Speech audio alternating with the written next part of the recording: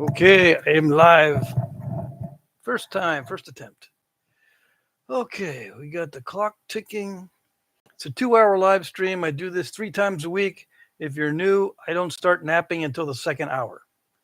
2 hour live stream. First hour is nothing but chat. Question and answer mainly. Alan Cole, first one. That's a big surprise. First one to respond to the auction too. I have an auction every Monday. This is during the auction because I don't declare the winner until 9 p.m. Eastern. So it's not a live auction. I'm not checking to see what's going on every minute. It's just a video that's posted and you bid in the comment section. Jim Cooper is here. Tommy Taylor is here. Ken, Prairie Ghost Ken's here. All right. Got lots of people here already. Yes, we do. Got the regulars. Right. Regulars are coming in. Steady. Ahoy.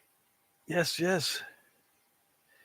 Everybody say hi to everybody. That's what it's for. If you're new, there's a lot of good information in the chat. So you might be just sitting back doing something else. It might behoove you to communicate with some people in the chat, especially if you need materials and stuff. Some of these guys are very generous. The only materials I offer are through the auction. I don't sell anything on the side anymore. Nothing. Okay? Nothing. I don't do anything on the side anymore. I don't sell anything on the side. It's all through my auctions. Or if I have something that I want to sell, I'll announce it on my channel. But I haven't done that yet because I'm not going to sell anything except through the auction. But I'll let you know if anything happens. But there's a lot of guys that offer stone, either for sale or for trade, or sometimes for free if you're lucky. Ken says, my Mike Tuss package came. I'm going to film it opening after this live stream. Cool. Yeah, and a lot of you guys have channels. Post at least one thing so that people can talk to you through the comment section. That's my recommendation. You don't have to. I know a lot of nappers who are stealth nappers or non-communicative nappers. That's fine. You don't have to communicate with the outside world if you don't want. Alan Cole says, Patrick, I hope the package doesn't have any damage. There's a nice little... Yeah, there's no damage. See? And it is your package. I mean, it is. I haven't opened it yet. I usually wait until evening to open packages. Yeah. Red-Eyed Patriot, where Michael is here. I'll be back in 20 minutes. Okay. No problems, no worries. Jim Cooper is here. Speaking of free stone, I got Jesse some obsidian on your behalf, Patrick. Good. I hope he likes it. I like the stuff you sent me, so if he doesn't like it, I don't know. Ed Gould is here. I kept passing the link with that pic. What does that mean? Bill Taylor, hello, and hello everybody, says Bill. Yes. Okay. What was I going to do? I'm going to be doing channel news, right? I'm going to film that tomorrow, so I don't have to film it at the last minute on Wednesday. I'll post the channel news on Wednesday, but I'll film it tomorrow. Or on Tuesdays, Mondays or Tuesdays, depending on the weather. Maybe on Sundays. Like I said, depending on the weather. So I don't have to do it at the last minute. I was going to announce something. I can announce it here and then again on the channel news. But I forgot now what it was. I was thinking of cutting the live streams down to 1 hour, but I don't know. I'm working on the computer a lot now, learning editing. So I'm limiting myself on time.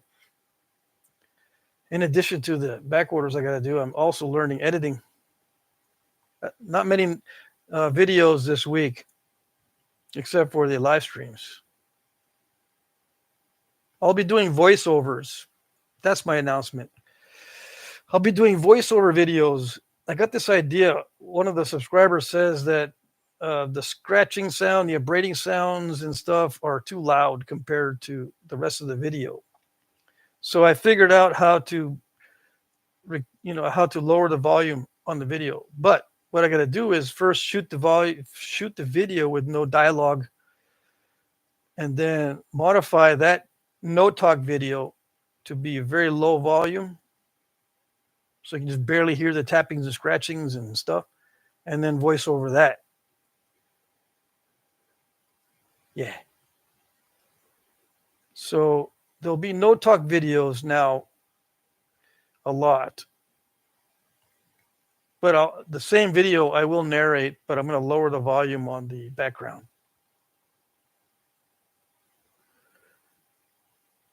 Let's see. Ed says, usually you and the backdrop today, it was the arrows with glass tips. Oh, I see. So is there one with arrows and with glass tips today? That's not good. Let me see if I can delete that.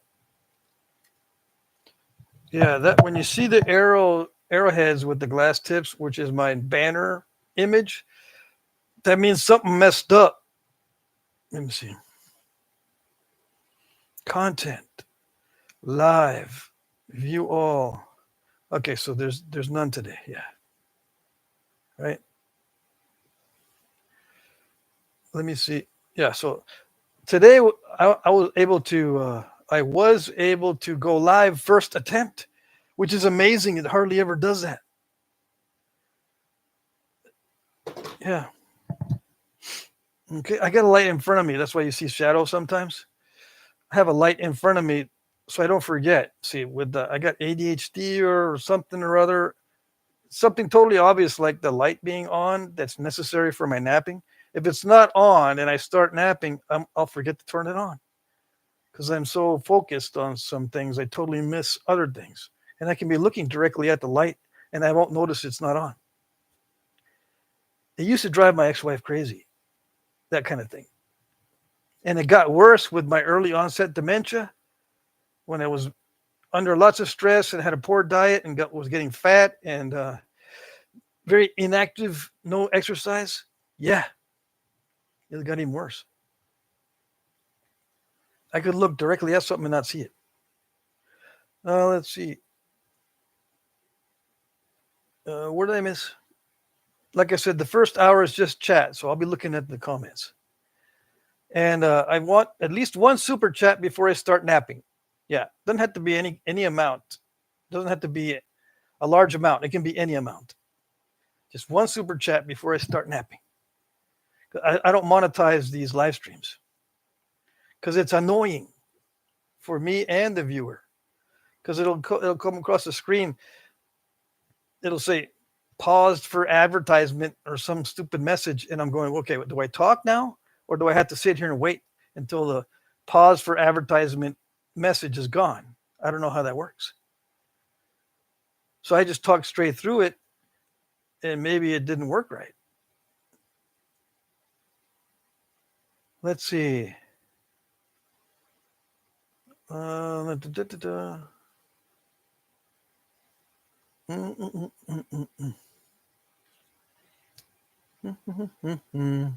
Jeremy's here. Hey.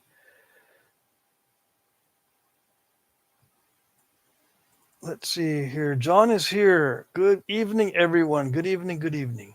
Patrick, have you broke your new bopper in yet? Says Mike Tufts. No, I got it sitting right here, all bright and shiny new. But if you want me to, I'll break it in and I'll break it while breaking it in. Yeah. I can break it while breaking it in. All I got to do is get some laurel chert and start hammering on it. So, yeah. I've been requested to do laurel chert many times. I'll get to it eventually. It doesn't look good. When it doesn't look good, I kind of stash it away toward the back or toward the bottom of my stacks. my stacks of stashes or my stashes of stacks, whatever you want to call them. Let's see here. Jim Cooper, just a reminder, you promised you would try my tobacco. Oh, yeah. I do have it. Let me see it. I'm going to make sure this is it. This is it, right? Jim? Bad habits? Smells fantastic. Yep, that's the stuff. Okay, so I'm going to try. I'm going to do it. I don't care about people posting messages that I'm stupid for smoking. I know that. I try to limit it to the best stuff. And that obviously is the best stuff, right? Yeah. All right. I limit it to the best stuff and only once in a while, like special occasions. Yeah. The channel news is special occasion. All right. Tommy Taylor says, Mike T, I was watching the Sal video. He was roughing on a couple of boppers. Don't know what he was napping. It doesn't matter, though. If it's nappable, it doesn't matter what it's called. So break an anvil. Yeah, I could break an anvil for sure. I go through hammerstones, and when I was doing natural tool napping, I'd go through hammerstones fast, and I'd go through antlers fast. Crack them. I'll crack a moose antler faster than a whitetail deer antler. And by cracking, I mean put a split in it or put a big gouge in it so that if I sand it down, I lose about 10% of it.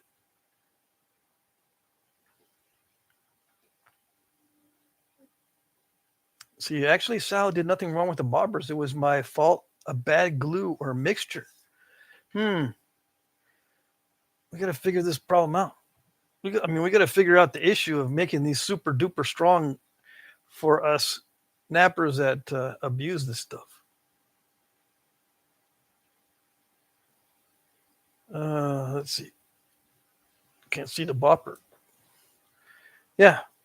Mike Tuff's bopper, highly comfortable, high grade. But, when we abuse these, I guess he's using soft lead. You're using soft lead inside the cap. It's very nice, though, very front heavy, but it loosens up. And I've broken them here in the wood area before, too. Jim Cooper says the chain is actually called Big Smoke, the tobacco shop chain, I suppose. And it's got an alphanumeric code for the name. The Bad Habits is just a catchphrase, I think. Okay. Well, I can remember it by that because I've got other pouches, but I remember it by the Bad Habits. Yeah, I got other pouches in here that have really nice, good stuff. For example, I got sent this one, or I bought this one. I can't remember, but it doesn't have any labeling.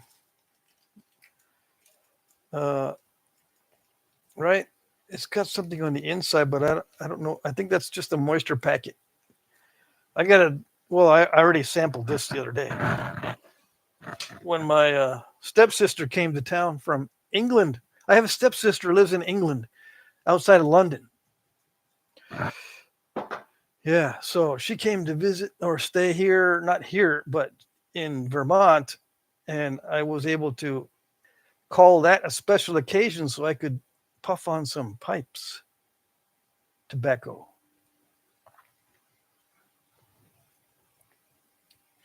Let's see here, Mike, so they can break an anvil in a sandbox.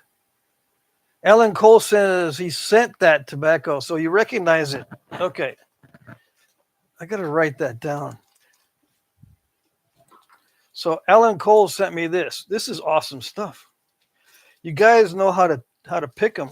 At first, when I first started doing the pipe tobacco stuff, I would just ask the person behind the desk.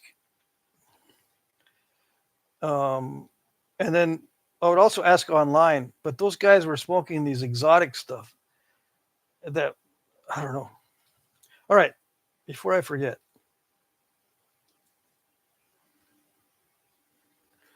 I wrote your name on it, Alan. Okay. All right. That's what I needed to know. What else do I got in my box of goodies? I think the other stuff is my stuff. No, I got another one probably from Alan Cole too, because it has the same marker on it. Same marker, green marker.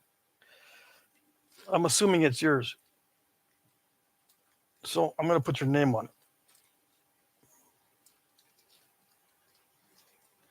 And luckily, I have now pens available. I'm stacking stuff I received in the mail here in my living room office. It's getting messy. I try to clean up, but if I clean up too much, I don't know where stuff is. That last bag is Perique. Okay. Styley Designs is here. Hello, hello.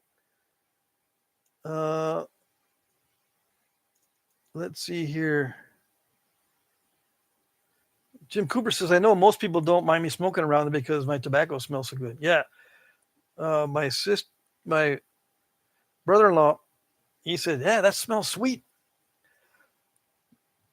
Yeah. And he's not a smoker. We were outside, of course. I don't smoke indoors at all. It's either Black Cavendish or Louisiana Perique. Yep. Okay. Jesse is here. Anyone having issues seeing some of the posts in the community page? A few I posted, I can't see there. And Alan posted a photo of some points Sal sent him. I can't see that post. I'm clicking newest. Yeah, it's glitchy. YouTube is glitchy. Not all posts can be seen by all people. You just have to try on someone else's phone. And if it doesn't work on their phone, then tell me. Try different options, and then you can not message, but put in a comment in one of the other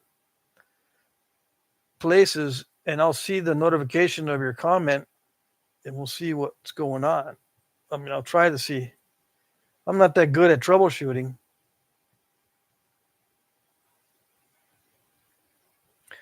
Jesse says, I cleared the cache and stuff, but I'm on my phone. Yeah, I don't know if the cache has anything to do with it.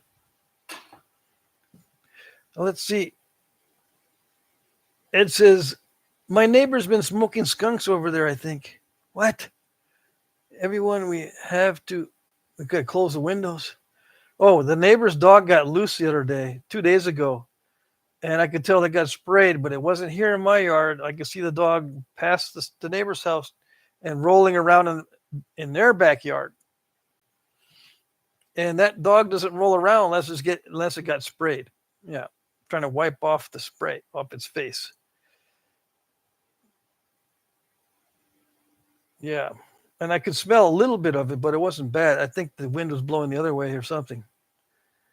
But yeah, we've got 4 skunks, 4 or 5 that come around right at sundown now, and then they hang around back there. And they don't come out unless there's food. If there's no food in the yard, it can be like midnight and they haven't come out yet. I'm going, where are they? I throw food out there and there they are within 10 minutes. So that means they're hanging around back there, just kind of sitting under bushes or something going, twiddling their thumbs like this, right? They got thumbs. And then when they, cat food, crack food, they come dashing out. And skunks can move pretty fast. They do the wobbly thing, but they're fast. But there's one skunk that's very fat. He's like, he'll actually tip to the sides as well.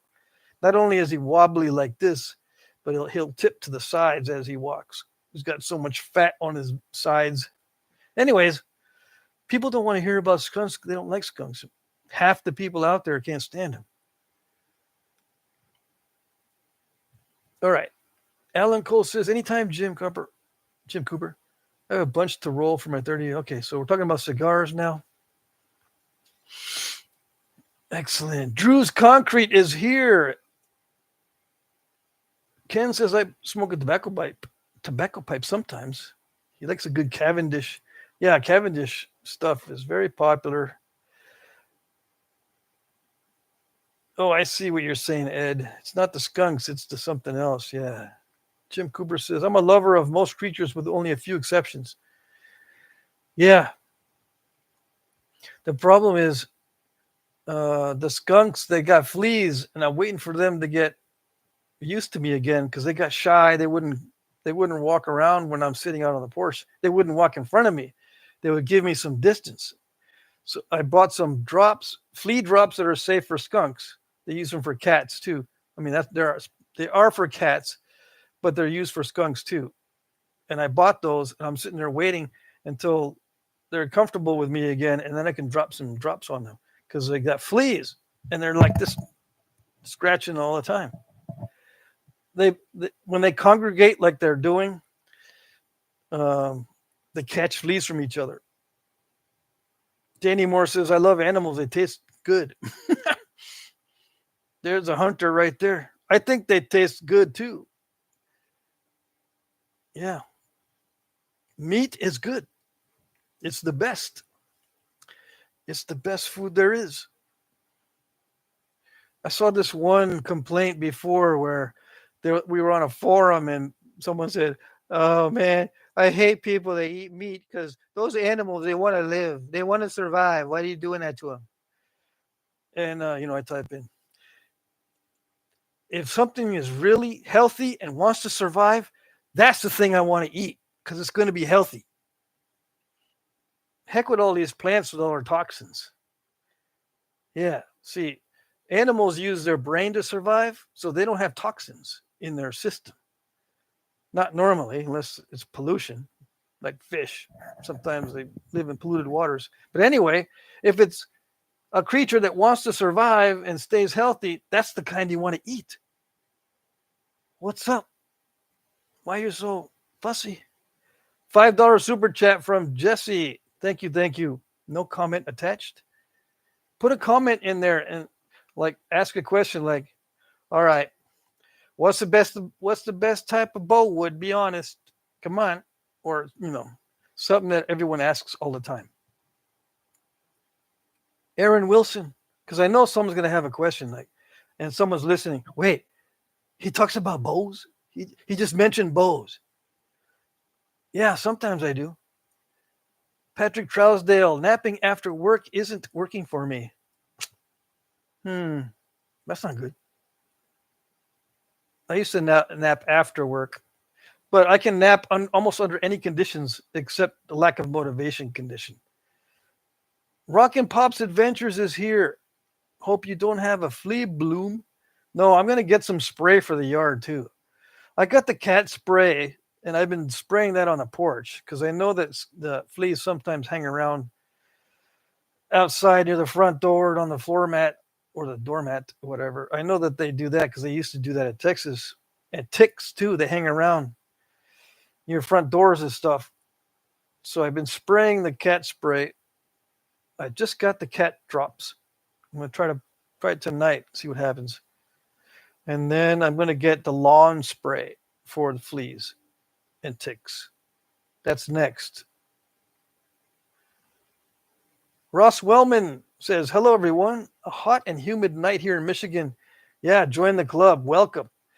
It's terrible outside right now. I mean, the humidity is terrible. The heat's not all that bad, but the humidity. Mike Tuff says, I have a heck of a problem with fleas this year on my dog. I finally get them under control. Yeah, my dogs, I got to do a 3-pronged attack. Back in Texas, I had to give them the flea medicine orally. I had to spray the lawn in the yard, right? And then I got to wash a bunch of stuff. We usually like to put these old thrift store blankets outside for them. I mean, they tear them up sometimes, but they like laying on the blankets. And then I got to wash all those, right? So you got to wash a lot of stuff. You got to spray the yard, and then you got to give them the oral medicine because the drops, one of my dogs hates the drops. I mean, he can tell when I pop the lid or do anything with any kind of drop, container, even the one that you twist off, it doesn't make a sound. He still hears it when I'm doing this. I got to do it inside and then sneak. But if I come up to him like I'm going to do something, he takes off because he understands I've got something. So I cannot put drops on him unless I tackle him and hold him down, and he hates it. So I would give him the oral medicine. And I said, you know what? Just give him all the oral medicine. It takes about a week to get rid of it all, but the oral medicine wipes it out, wipes out everything, fleas, ticks, and I think it also works on ear mites. Although once in a while I got to put the stuff on their ears for that lotion stuff on their ear for ear mites, and I got to put the triple antibiotic on them because they also, when they're itching the ear mites, they get their ears infected. So I put triple antibiotic on that. They used to get burrs on them all the time, and I found out what the goat's head burrs are. And yeah, we've had those in the yard, but there's something else that they used to get into that was worse than the goat head. And I used to call it fuzzy grass because they look fuzzy, but they're burrs that come off. They look like I don't know. They're just very pointy on one end and then fuzzy on the other end. And those will get into their eyes and under their eyelids. The dogs, because they like to go into the grass and lay down. But those burrs from the fuzzy grass, I wish I knew what it's called, will get in their eyes and under their eyelids. And then their eyes will get all puffy and start oozing a lot of tears. And I had to go in there and open their eye and then take tweezers and grab a little end of that burr and pull it out. And the first time I had to do that, I was amazed that such a large burr was in the eye. Jim Cooper, $5 super chat. Comment is, can you tell us your favorite method or technique for replicating overshot technology? Replicating? Yeah, just hit like I'm going to make a mistake. I can make overshot easy. Yeah, just hit it way too hard in a stupid way, and I can get an overshot. Okay? I'm not kidding. I laugh because it's a running joke on the channel. But someone's going to say, yeah, but overshots are cool. They're awesome. They're like technology. They're technological, and they're archaeological, and they're anthropological too. It's not only archaeological, but overshots are anthropological. No. Hit the like button. You're talking the other side out. What does that mean? Dwayne Griffin is here. Hello, Dwayne. Patrick Trousdale. Not when they dig out where you don't want. What does that mean? A lot of good stuff in the auction. Oh, thanks. That reminds me. Let me check it real quick. I put likes on whatever I see. And if you don't have a like on your auction comment or your auction bid, that means I didn't see it. So you got to figure out, maybe I should use a computer to bid, or it's being glitchy. So I got to use someone else's phone or figure out some other way to enter your bids so that I can see them. Someone's going to the bank to see how much they have to play with. Oh, dang. Is the bids up that high already? Let's see. Okay, so we got lots of bids on that one. We got good bids on that one. Marty, you're taking over these Knife River Flint. You got them covered. Okay, Georgetown. See those arrowheads, those art points? I can make those pretty fast. So I can probably offer a lot of those in the auction coming up each time. Rod Road Rock art point. Okay, so I'm getting bids on all of these. And I always get bids on the Brooks and Bifaces box. So I'm going to try to include a Brooks and Bifaces every auction, although sometimes I don't because I want that stuff. I don't want to get rid of it. Yeah, sometimes it's really good stuff, and I have a biface I want to finish, but then I'm out of time.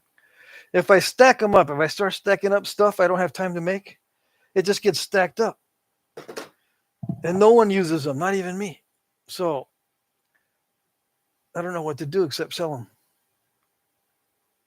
Okay, where am I? Jesse says, you know how I feel about overshots. I ruined some super nice blades that way, and even posted one on my community page, but I can't see it. Yeah. Damon Crowfeather is here looking over the auction items. Awesome. Keith Callahan. Kiefer is here. Hello, everyone. And you as well, Mr. Patrick. Hello, Kiefers. So Keith Callahan. I got to remember Callahan and not Ricketts. It's Kiefers. Kiefers is Keith Callahan. Okay. 10 more live streams and I'll get it. Let's see. We got a shadow here. That's an interesting shadow. Oh, that's from the sun coming in. That's the sun coming in from the skylight, shining through the Christmas tree. Someone said Merry Christmas last time in the comments on the last live stream, because I have the Christmas tree.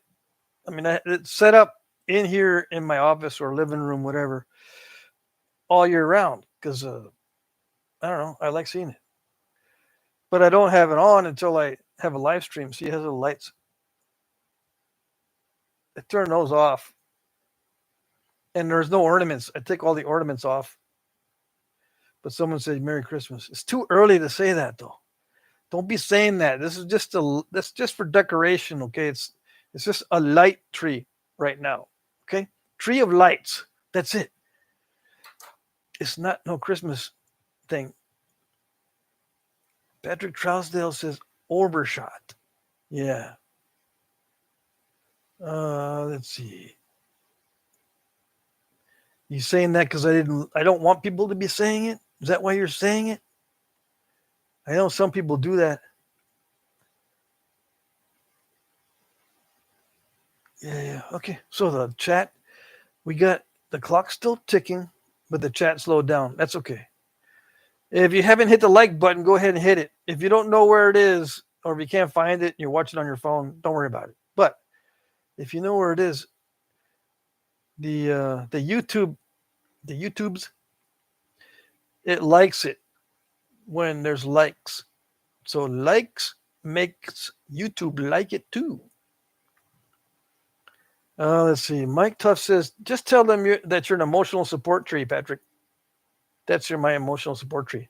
But good luck getting it on the airplane. I don't know. I could sneak some of it in there in my luggage. I can take the top part off, stick it in luggage.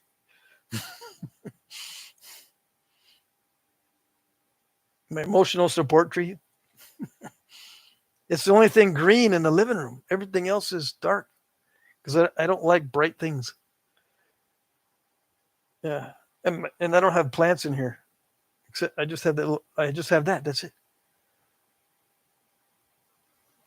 Kiefers says that tree gives it that outdoor man cave look. I like it. Good. I will keep it. Not that I would get rid of it, but yeah, I'm gonna keep it. Alan Cole says, Patrick, can you see my post in your community today? Well, let me see. Let me see if I can see the community. All right. Come on. Where is it? I have trouble getting to the community. There it is. Visit community. And then hit the newest button. All right. We got Ralph Snyder posting the world's smallest semi-auto.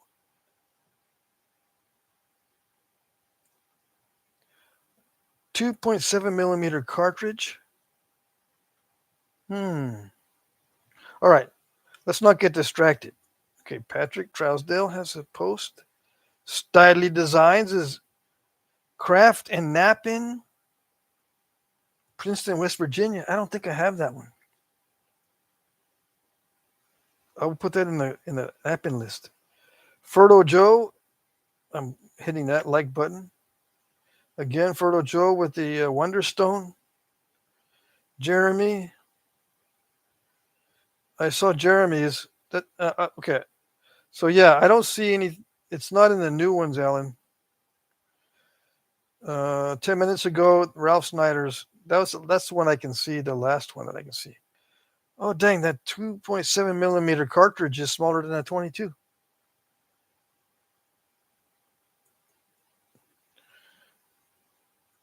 Do you have one of those, Ralph? Are you a collector? But yeah, the one 2 hours ago from Patrick is there, and 3 hours ago from Stidley Designs, and 4 hours ago from Bushy or Frodo Joe, and then 8 hours, and then one day. Yeah, I don't have anything from you, Alan, on the community. It didn't post. I'll repost. Yes, you said you'll repost. Good. All right.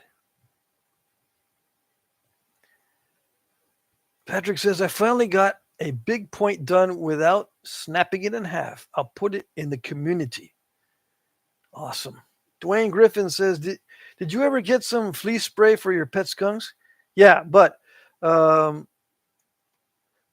got the spray, but I thought it was going to be quiet spray, like a pump. Instead of psst, I can't spray the skunk because they'll spray me with their spray. So I got drops. So now I have drops. So yeah, as soon as they get used to me again and start walking by me, I'm going to drop drops on them. We'll see how that goes. Because I don't know. They might feel like I'm dropping something, but I've dropped stuff on them before. Like I give them granola bars, and I throw them at the skunks, and sometimes it bunks them in the head. So I don't think I have any problem with dropping those flea drops on them. I don't think I'll have trouble. Now, whether it gets down onto the skin of the skunk by just dropping them, I don't know. I don't know how well it's going to work, but I'm going to try. Because those guys have fleas, yeah. And I think I'm starting to accumulate these fleas in the front of the yard here. And Louise is itching now too, so I don't know. Either I stop giving the skunks food or have to control the fleas somehow. The skunks will still come around no matter what because they dig around in the yard. I'll get at least one or two. So I got to figure out something to do with the fleas no matter what. Jim Cooper says, I scored 3 bows at a yard sale and a bug out bag full of gear, all for less than $30. Man, you've got to travel to too many yard sales for that stuff.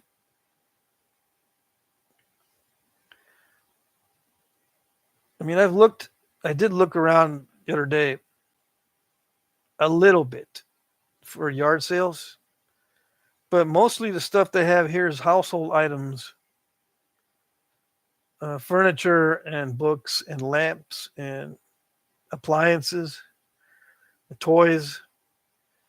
You don't got nothing good. This one was less than 5 minutes from my house, says Jim Cooper. Where do you live that you get good stuff in the yard sales? See, around here, I do find antiques once in a while, but I'm not going to be collecting antiques. I mean, I'll drive by and I'll see an old set of china, or I'm not an expert at spotting this antique stuff. I'm trying to think. You know, these little jewelry boxes and little cabinets and stuff, you can tell they're old and probably antiques, but I don't need any of that stuff. Spend the whole day doing yard sale hopping, and maybe I'll pick up a book or two. That's it. Jim Main says we have a citywide one every year. Awesome.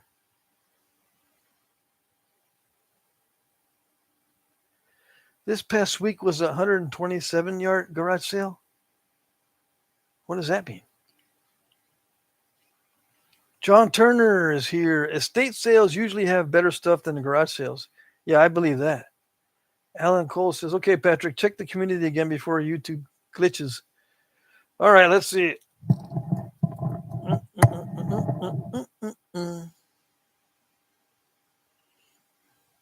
Visit community.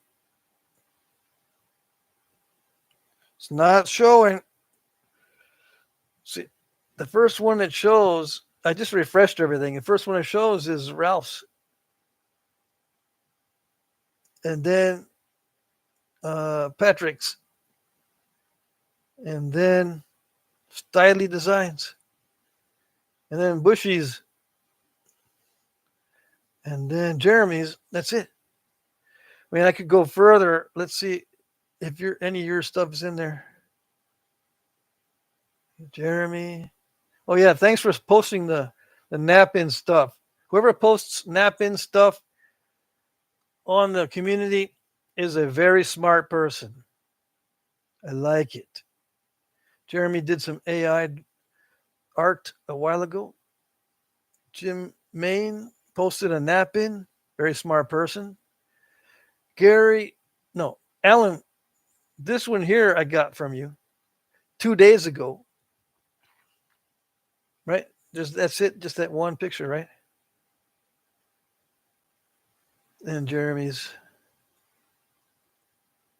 Yeah, I don't see anything recent. Let me back out of this again and then go back into it again.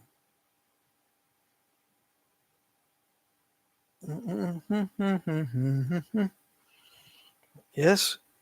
Where's the community? There's the community.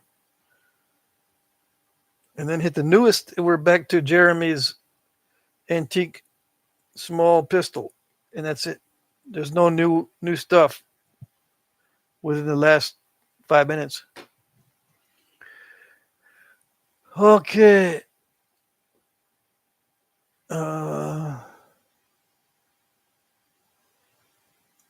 Jim says, very rural lots of old boys hunting back in the day, or they all have workshops and tools. I see.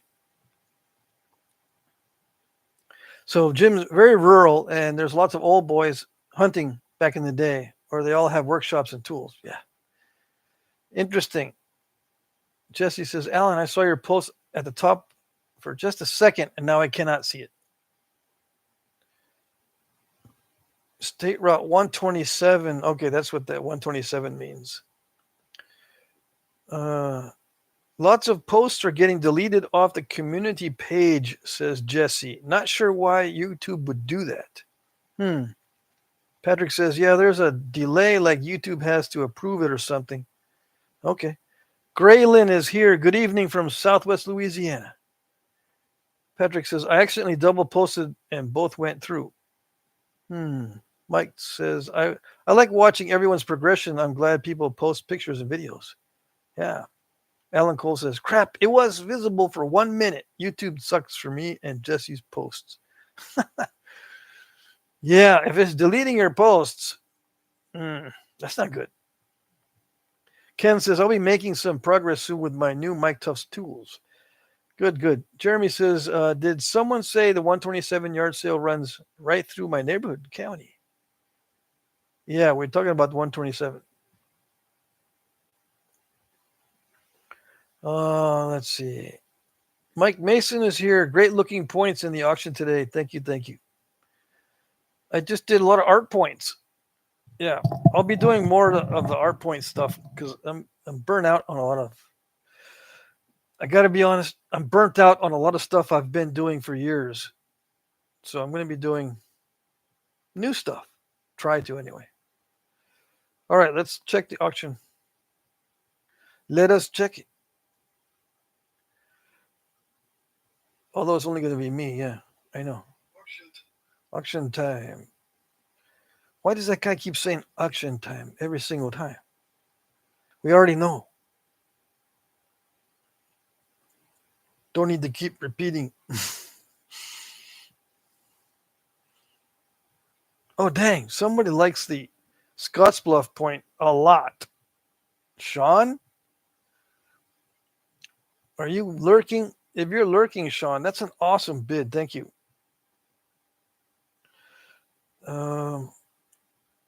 Okay. That's not even one of my best Scottsbluffs. That was trying to get back into it. It's difficult. Those those take me forever. It's not difficult physically, it's difficult mentally for me to just sit there and try to focus on those.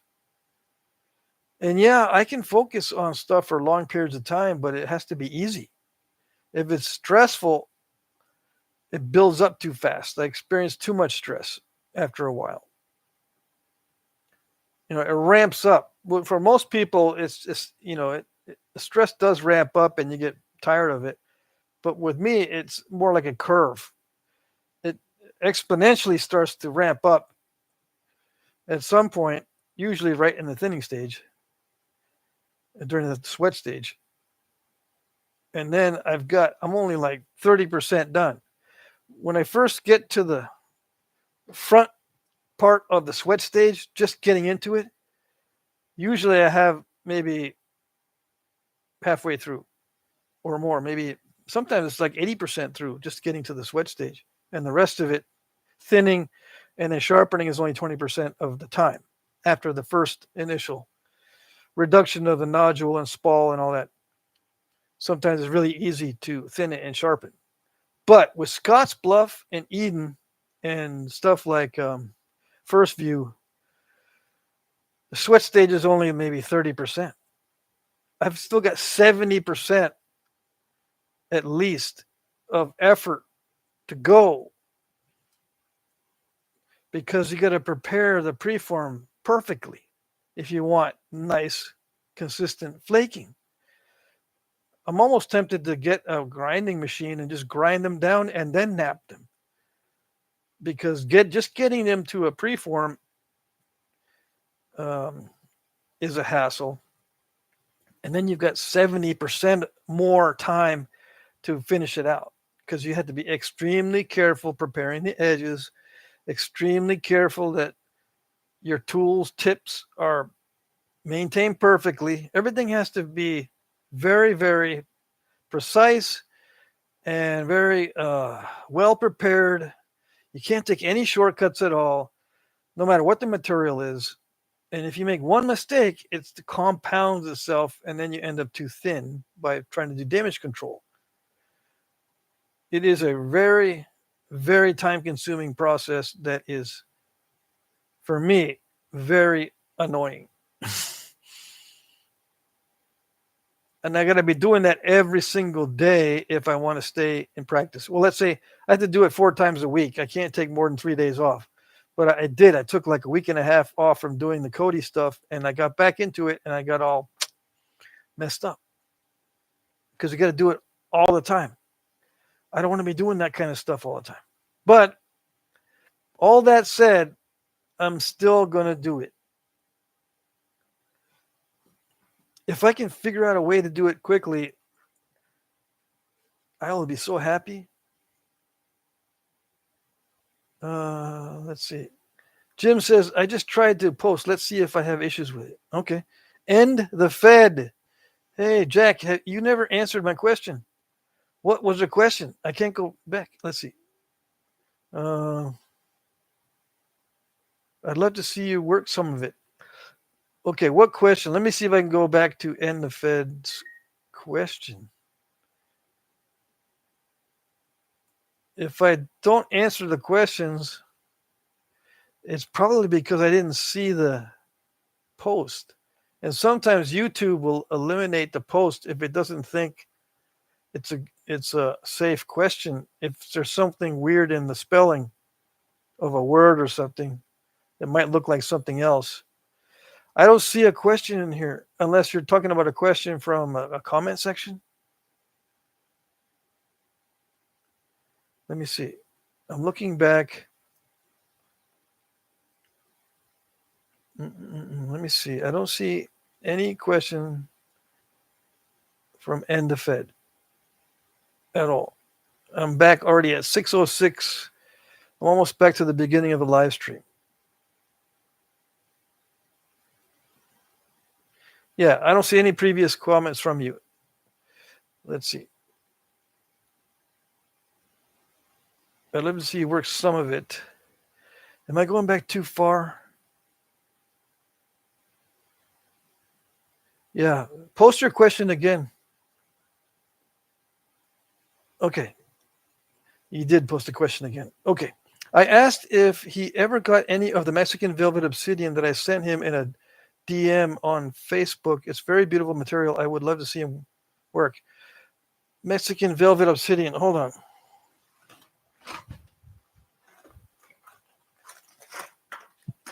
Is it this? I got two of these. And the Fed's probably, I mean, that's probably not the name you sent these under, right? Just let me know if these are it, because I've got these in line to work. I think this is Mexican velvet obsidian. Okay, so I do have these in line to work. They're right in my tool basket.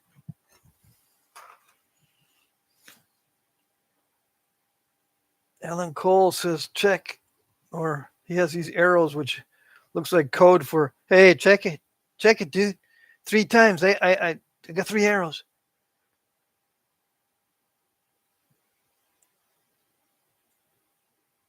Okay. Let's see.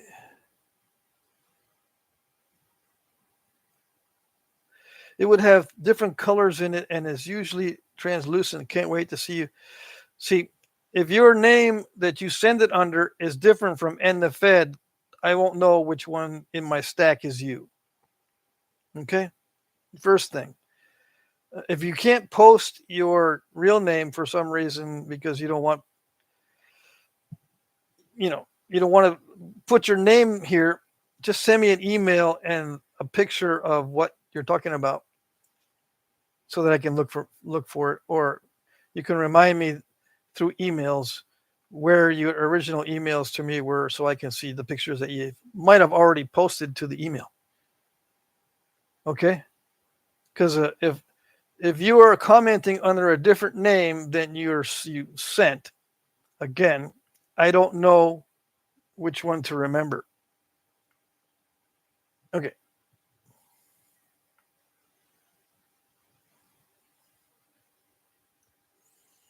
Dum, dum, dum, dum, dum. Where is it? Okay, there it is.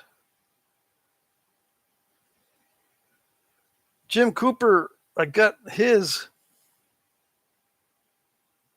post. And then, okay, let me hit newest. Okay, hit the newest. I got Jim Cooper's post. And then I got Ralph Snyder's. That's it. That's it. Ron is here. He says, howdy, nappers.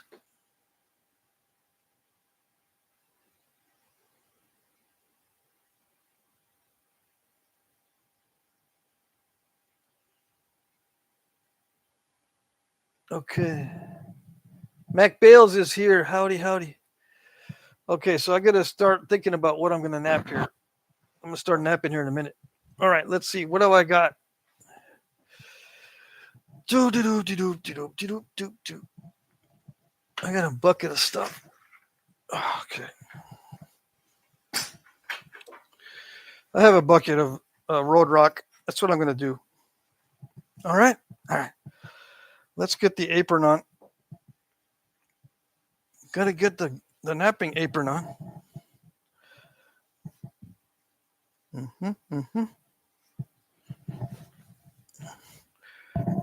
Is it 7 o'clock yet? Jim Cooper says, never mind.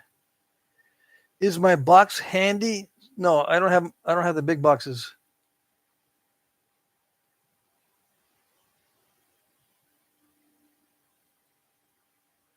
Okay, and the Fed says, I didn't send it as a gift. I just sent you pictures of some of it in a direct message on Facebook. I was the one who recently sent you a picture of the 7-inch slab I worked. So where do I look for the pieces of velvet obsidian? Do I have to come up with them on my own? Do I have to order some, or did you send me some, or did someone else send me some and I showed it in an unboxing? You have to tell me where is that velvet obsidian that I can work. I can look through my shop and find some, but it probably won't be the one that, with my luck, it probably won't be the one that you're talking about. So, in the Fed, please be more specific about where am I to find the items that you would like me to nap, and then I'll make a note. It'll take me some time because I got to get the pencil, I got to get the note, I got to write it down, and then to be extra, especially safe, I got to go back into the shop and deposit it in a place where I can find it when I'm back there. So I'll take time off of the live stream and I'll go back there and do that. It's from Greg Ratzett on his website. Okay, so do I have to order some from Craig? Because I can do that. Or do I already have it? Patrick says, I think he wants to send it to you. Okay. But if he already sent me an email message, he would have said that before. Yes?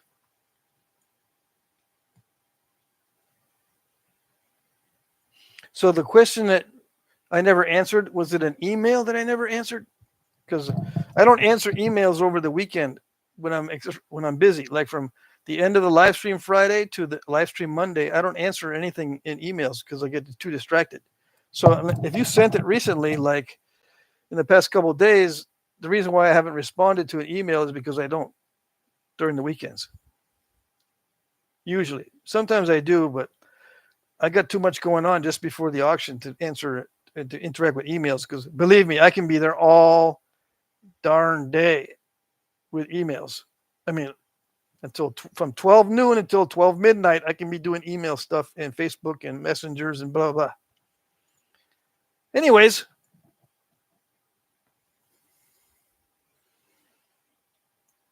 let's see. I got to start napping. Oh, no, I got 4 minutes.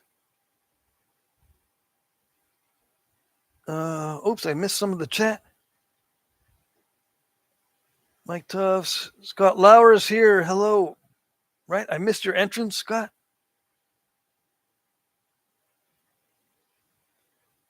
Still using your bopper, Mike. Okay, he's Scott Lauer from England is using Mike Tufts boppers. Good. Okay, let me check something real quick. Can't guarantee I'll be able to see the emails because I got a bunch of other spam in there. And my messages from mail deliveries. Okay, hold on a second. Oh, shucks. If I'm not careful, I'll delete a message instead of putting it in a folder. Hold on. So I got a message from Bushy, from Kiefer's, from Ralph, from Ed Gould, Bradley. All right, so then I got to go to Facebook. Let's see if there's a. I don't have Facebook on this phone. Yeah, I don't got much on my backup phone. I'm filming the live stream on my regular phone, on my primary phone. This is my backup. So it's not in the emails.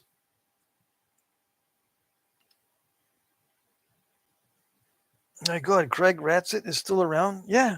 And he's giving away stuff. For those of you who don't know, Craig Ratzett is giving away all his old stash because he's not doing much napping anymore. So they're clearing out his backyard of all the brush and bushes and stuff, and people can just drive to his house and pick up all that stuff for free. And there's already people that have been scrounging it and being very greedy, and you probably missed your chance.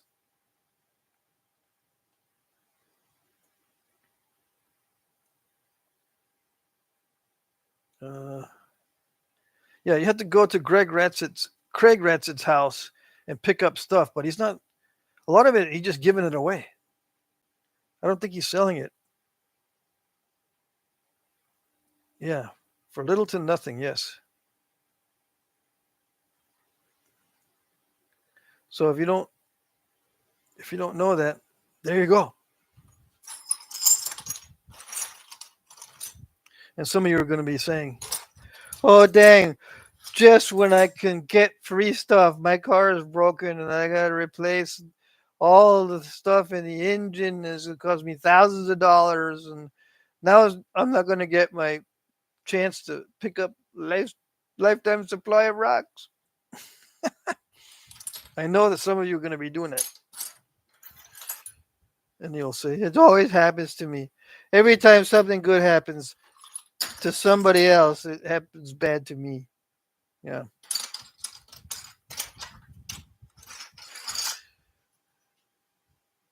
I know how it goes. Which one do I nap? Chunkers? I'm going to nap a chunker. This is free rock that I picked up on the side of the road in Texas. Just to make you even more jealous than before. But you don't want to live in Texas. You don't even want to travel there. I mean, Texas, the people and the food are great, but as far as scenery and weather, dang it, I don't miss that at all. Yes. Okay. I don't want to ruin my Mike Tufts bopper right now. I'll ruin some other ones. Yeah. Where are my other ruinables? Here's one ruinable. Where's my other ruinable? I could have smaller one. So I'll be using these two. Little bitties. Okay? Little bitties. Where's something to compare it to so you know? It's the size of a lighter. Okay? Look at how little bitty it is. All right, so here we go. I'm going to move this camera so we can see what I'm doing. Yes? Yes. I'm going to be ignoring the chat while this is going on. Okay?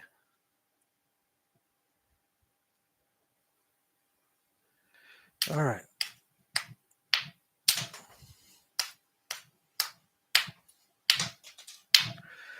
So it's what type of Texas rock is it besides road rock? Because that doesn't tell you anything. It's an Edwards Plateau chert. What type of Edwards Plateau chert? I want to know exactly, because if I don't know what it is, I'm never going to be able to nap it. Yeah. I might get it in my hands, but unless I know what it's called, I can't nap it. No. You got to stop that. Stop that attitude. You don't need to know what it's called at all. Nope.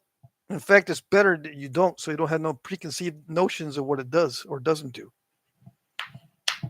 Every stone is different, and you need to adapt to each stone. Okay? In case you don't know. Some people have been napping for a long time and they still don't like that idea. It's just a part of the reality. I know. It's hard to converse with people and have a conversation when you're sitting around and you're going, "Yeah, I don't know what it's called. I just nap it." "What do you mean you don't know what it's called? You just nap it." Yeah. It's nap rock. KR. Didn't you know this is KR? What's KR, dude? Nap rock. Yeah. That's what it is. Yeah, but it's got a name. Yeah, it's called nap rock. So if you sit around with guys and you talk like that, people start to get up and leave. Which is good for some of you. Some of you said, "Hey, if that makes people get up and leave me alone, I'm going to keep saying that. But thanks for the tip, dude." Yeah, I don't want no one bugging me while I'm napping, especially when I'm trying to thin it. Because if you go to a napping and you're good at thinning, people will come up and go, "Ooh, I'm going to watch that." And you can feel the intensity of their stare. They stare you down, and they're looking intently.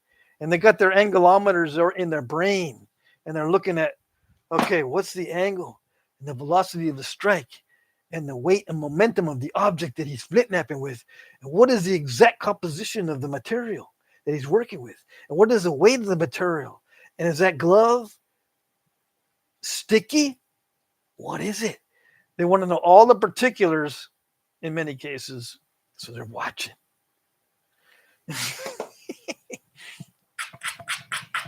They're used to doing crafts in other specialties. Flintnapping is not rocket science, guys. It's practice science. You just got to practice. And you can be using any kind of tools you want. You can use rocks as hammer stones that you pick up on a railroad track or in a parking lot. That's how low tech it is. I'm talking about hammer stones, not the actual flint or chert. The tools are very low tech. The angles are different for everybody. The gloves, doesn't even matter. Some people don't even use gloves. Some people don't even wear shoes when napping. Just take it easy.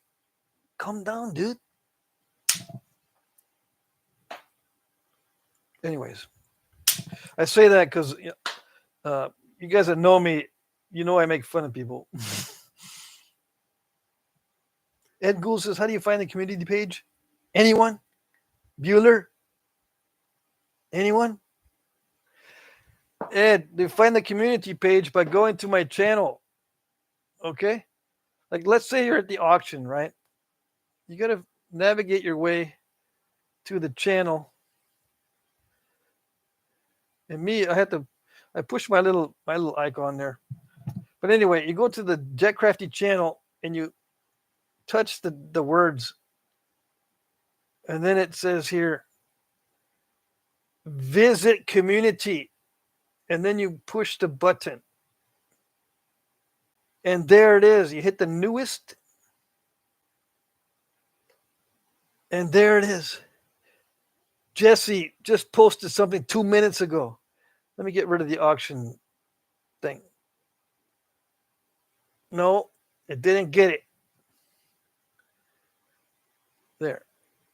I have trouble pushing buttons correctly. Okay, let's scroll up. Jim Cooper, 23 minutes ago. What is the rest of this? Oh, dang. A display.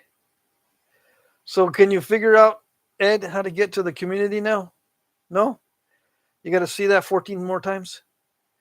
Because usually people, when they see something 7 times, it sticks in their memory forever. But sometimes people need a double dose. A double dose of 7, so 14.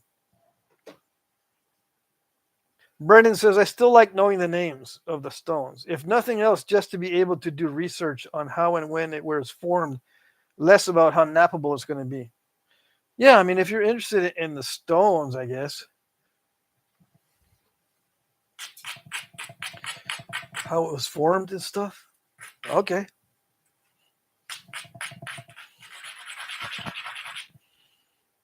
You might not want to break it. Hey, man, I found out this is 65 million years old. I'm kind of sentimental about that kind of stuff. Because this was in existence when the Tyrannosaurs were walking around, dude. I'm not napping that stuff because this is dinosaur stone. Who knows? I don't know. I'm making fun of you again, okay? I think it's funny. A lot of people don't laugh at what I think is funny. Yeah, they think I've gone off the deep end. Mm-hmm. And, boy, you have no idea. I've been off the deep end for a long time. Yeah. You got that part right. Just everything else wrong. So yeah, if I go to a nap-in and I don't know what the stuff is called, I'll just say, I don't know what it's called. Can you help me out, maybe? And then they'll get them thinking. And while they're thinking, they're not talking. What's the matter, dude? You don't like people talking to you?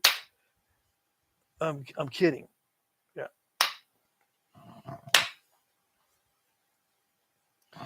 Yep. I'm just kidding about the talking stuff. I do talk to people, and if they have questions about Flintknapping, I'll say, or I'll try to answer. Okay, so I got rid of all the big lumpy areas. All right, that's the biface. It's not quite the preform because it has to be already moving in the direction of the finished point in order to be a preform. So that's the difference, the way I define the biface compared to a preform. A preform is already going in the direction of the finished point. This is just generic oval shaped. So it's a biface. A biface is napped bifacially at least 60% on both sides. If it's only napped 60% or more on one side and the other side is the original flake scar, it's a unifacial biface. It gets confusing, yeah.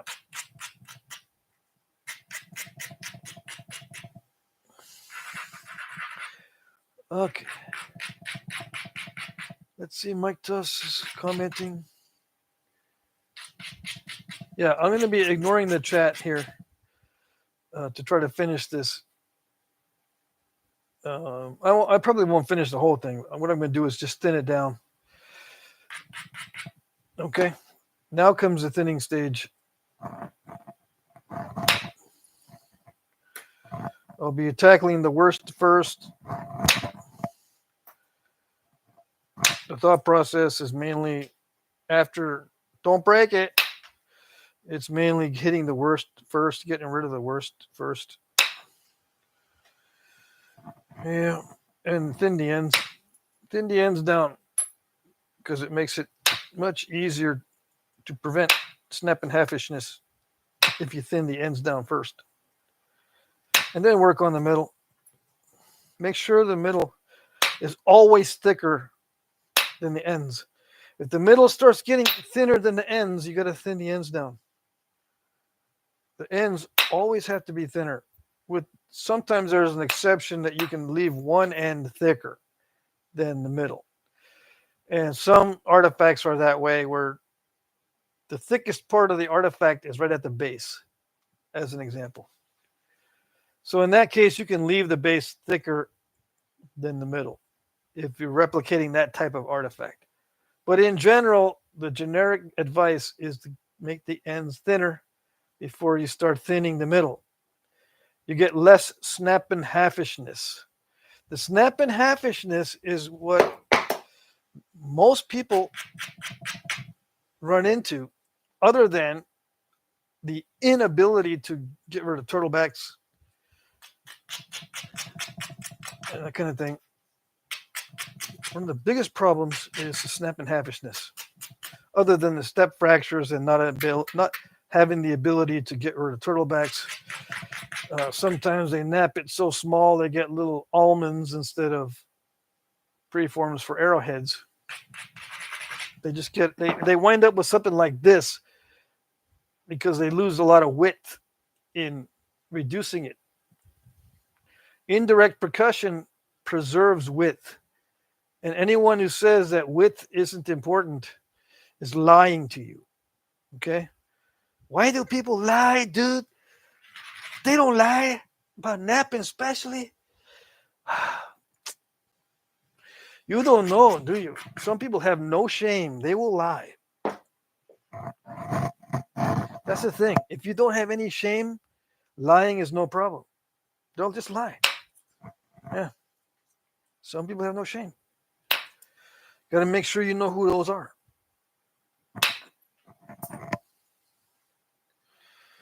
They tell you, width, no big deal, man. They're lying to you. It's a big deal. Width is a big deal.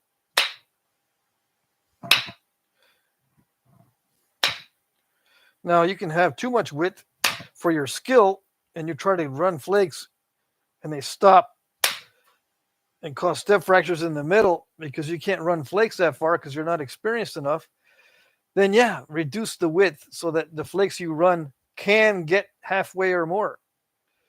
Then you'll have to reduce the width because you're not able to run long flakes. Yeah, that makes sense. But just to say the width is not important or you're taking too much of your mental effort to try to preserve the width. No, you're not taking too much mental effort or whatever nonsense they can come up with. Those are lies. Okay. So yeah, the indirect percussion will help you preserve the edge so that when you're thinning it, you don't lose too much edge and you stay with a wide piece so that you have a lot of options for finishing. Like what point can you make now? You have more options with a wider preform than a more narrow preform. Now, if you're going after a specific type that has narrowness, yeah, make it narrow. But a lot of points are wide like this.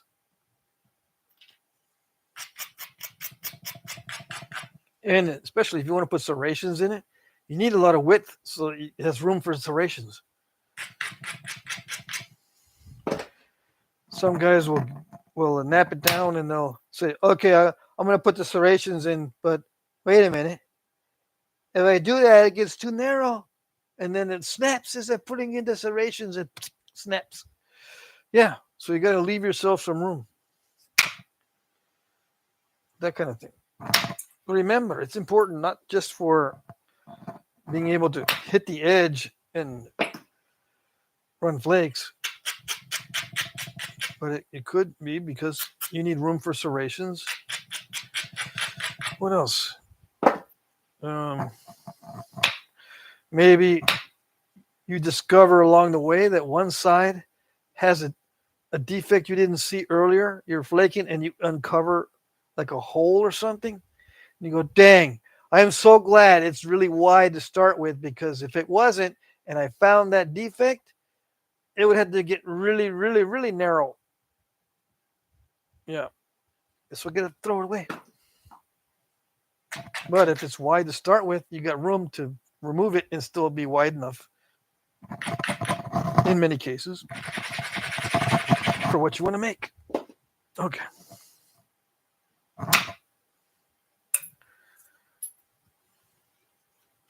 I've been around for a long time, so doing the napping stuff, so I've heard a lot of stuff. Some people might say, I never heard any of that stuff you complain about, dude.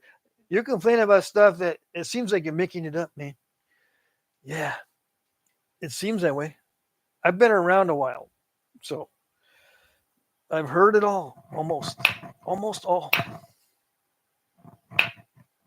Yep.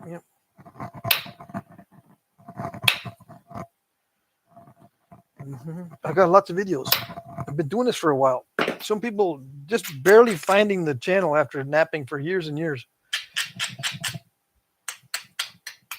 because they're highly special. They're highly picky about who they watch, I guess, on YouTube. They don't realize I have a lot of videos. And I usually say, where you been, dude? Hiding under rocks? Oops, I forget. You've been hiding under rocks your whole life. Yeah. You don't know this stuff.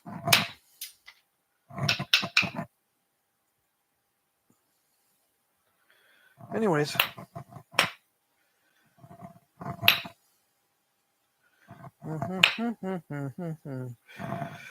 What stage is this? This is the beginning of the sweat stage, because I'm starting to feel the possibility that I could be snapping this in half at any minute.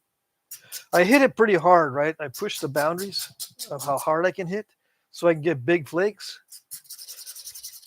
but it's dangerous, as my mom would say, dangerous.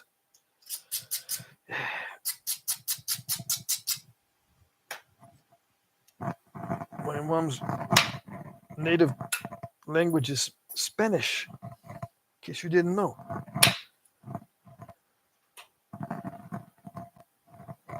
She has passed away. My mom and dad passed away within months of each other, but they've been divorced for years. But they died in the same way, basically the same, under the same conditions. They both had dementia. They basically stopped eating and drinking, same, and they passed away the same way. Nothing to eat or drink, and they just faded away.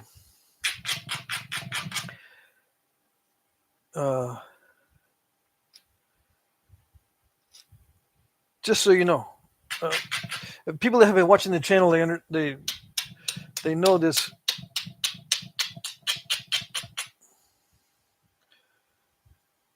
I mentioned it just for background. Yeah.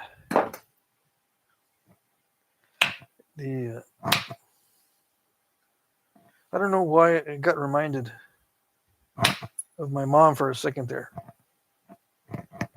Dangerous. Yeah. She would say certain things in English really in a funny way. Refrigerator was always refrigerator. Refrigerator. She couldn't say refrigerator. She said refrigerator. Refrigerator.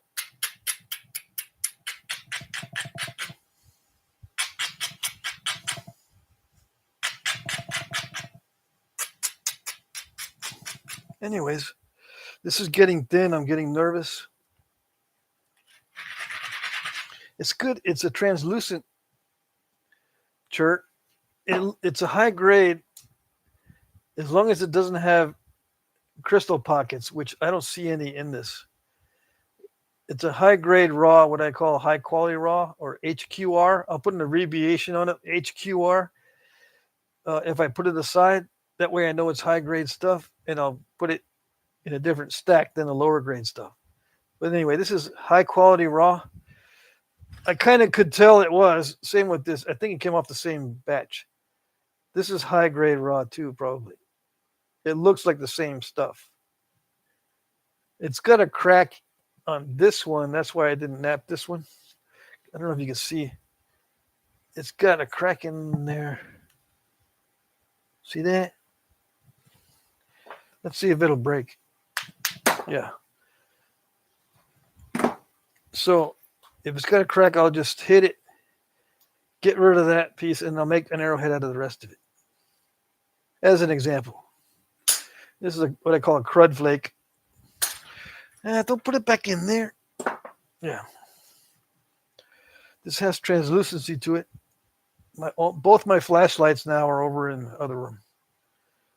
Or I'd shine a light behind it. But see, I take big flakes off of a small piece like this. It's a relatively small piece. But I take big flakes off of it. And those big flakes, they risk snapping the whole thing. But I don't want to spend a bunch of time doing lots of little flakes and being too persnickety about it. I like taking big flakes off and then getting down to the thinness quickly so I can sharpen it and get it done. And sometimes I make these in sets, 2 or 3, 4 at a time.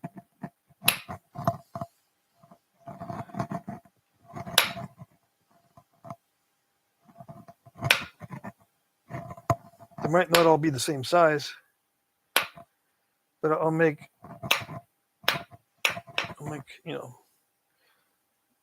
more than one, and I don't want to be spending too much time on each one. You know what I mean, Jelly Bean?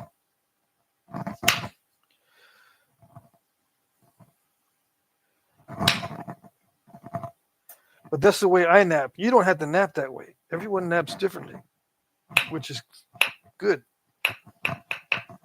Just like they used to do back in the day. That's why you have a lot of variation in some points.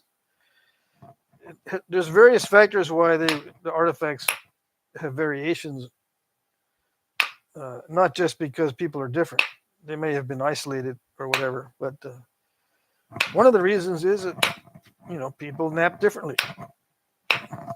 They got a general idea in mind what everyone's making and what seems to be working.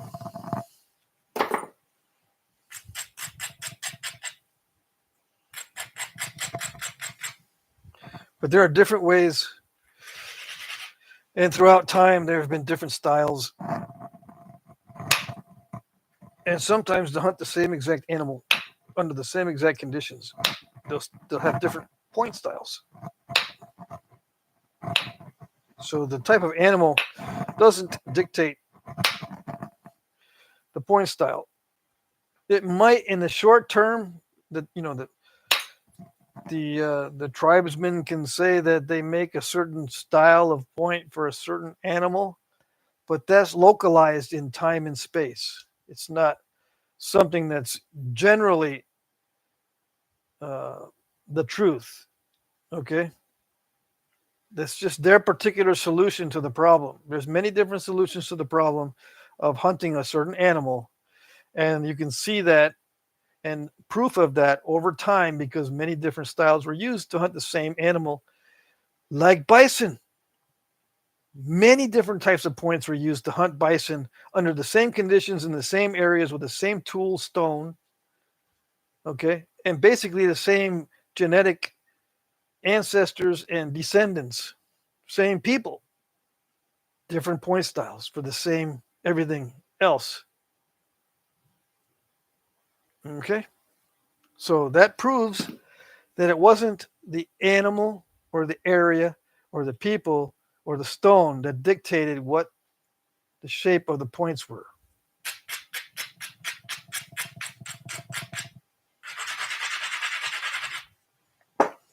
Okay? All right. Got it? No? That's okay. The truth hurts. It's okay. Try, you'll find out on your own eventually, maybe. If you stop trying to do the research on what kind of rock it is, you can do the research on different point styles and why they were different. Yeah. That way your feelings don't get hurt when I say stuff like that. My feelings don't get hurt, dude. I'm tough. So shut up. Whatever you say, man. Just don't be slobbering all your comments, all your negative comments in the comment section. Other people have to see that. It doesn't bother me, but other people have to see your stuff. Think about the children.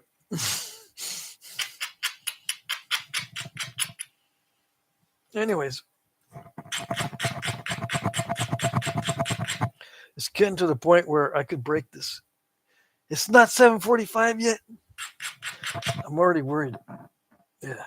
If there's a stage where it's just, you guys have been watching the channel for a while, you already know. There's certain stages. I still got to put my bit into the mic tufts. Pressure flaker.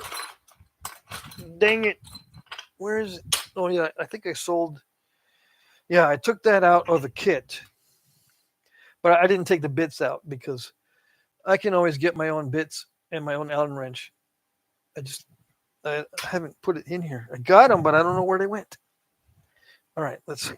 What was I looking for? Pressure flaker. Yes. Yeah. Okay, ready? Almost ready. Pressure flaking. The most wonderful stage. Let's see. I'm going to get my flashlight so I can show you this. Because if I don't have the flashlight, you can't see the flake scars. Right? Right. Yes? Oh, let's see. Okay. Let's see if we can do this. Yeah. Hold on. Please, hold on. While the uncoordinated guy tries to get this done. without flashing the light in your eyes and trying to get, see, everything's backwards. Well, first let's look at the translucency. And I don't care if that light blinds you in your eyes, okay? I don't care. How do I do this?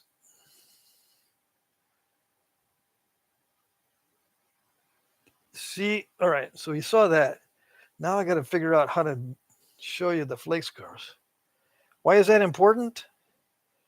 Because that's the way I nap. You can see this better in my close-up videos.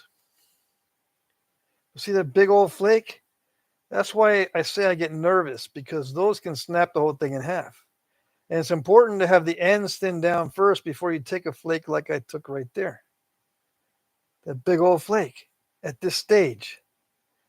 Now this messes with the lithic analysts, because the lithic analysts will say that flakes tend to get smaller and smaller as you get thinner and thinner, and the preform wears down. But mine don't. In general, yes, but I still knock off big flakes during these final stages. Okay, so that, some people, when reading old books, they'll get the idea that you don't take big flakes, or you can't take big flakes during this final stage. But yes, you can. And on small points like this too.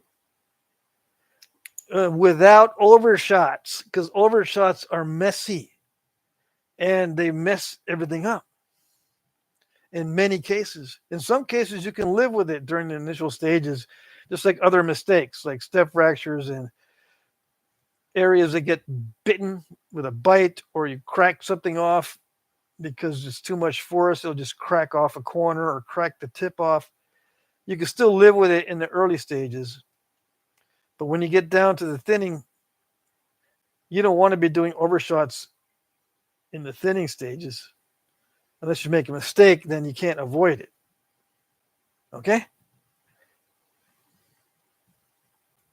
7:31, 15 more minutes, and I'll get back into the chat. So I'm going to be doing pressure flaking.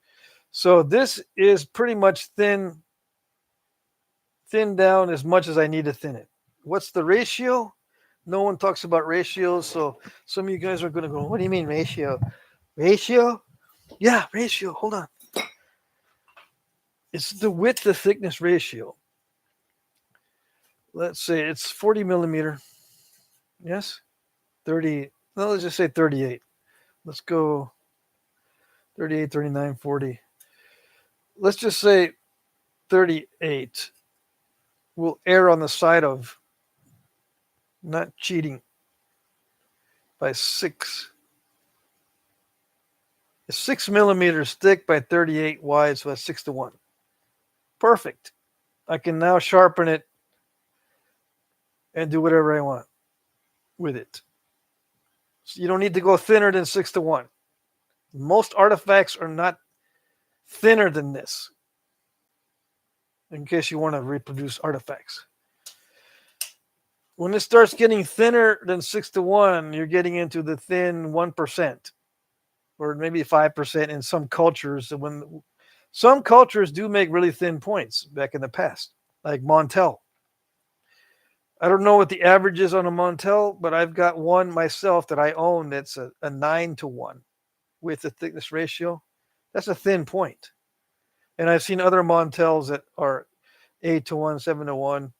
I think 9:1 is like the thinnest that I've seen. And luckily I have one for myself to see what they did. And it looked like luck, because there's a huge flake removed. So they, in the early stages like this, they were removing large flakes. And I think they got lucky on that particular one with a large flake in the final stages to make it 9:1. Anyways, I had to pressure flake this. Yeah. That's the next stage. It's the law of the West. It's got to be pressure flaked at this stage.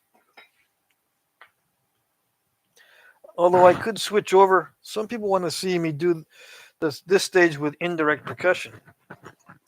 But all you got to do is be careful and persnickety. That's all you got to do. That's all there is to it. You got to be careful and persnickety. I'll do some indirect on this. At this stage, come on. Yeah. Can't see? Yeah, you can see. Get those angulometers out. How many got? We got 34 watching, not as many as usual. At this stage, when I'm doing the napping, many times a lot of people will join the live stream, but I guess I wasn't napping steadily enough.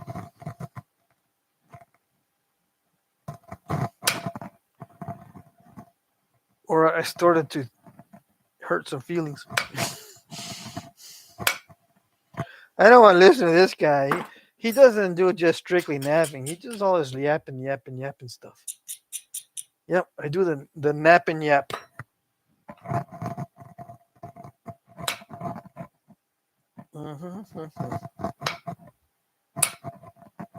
I'll talk about stuff that's not Flintnapping.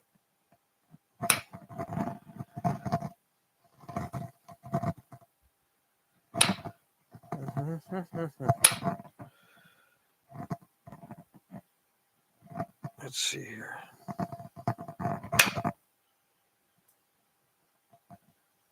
Now, if I didn't have to Flintnap,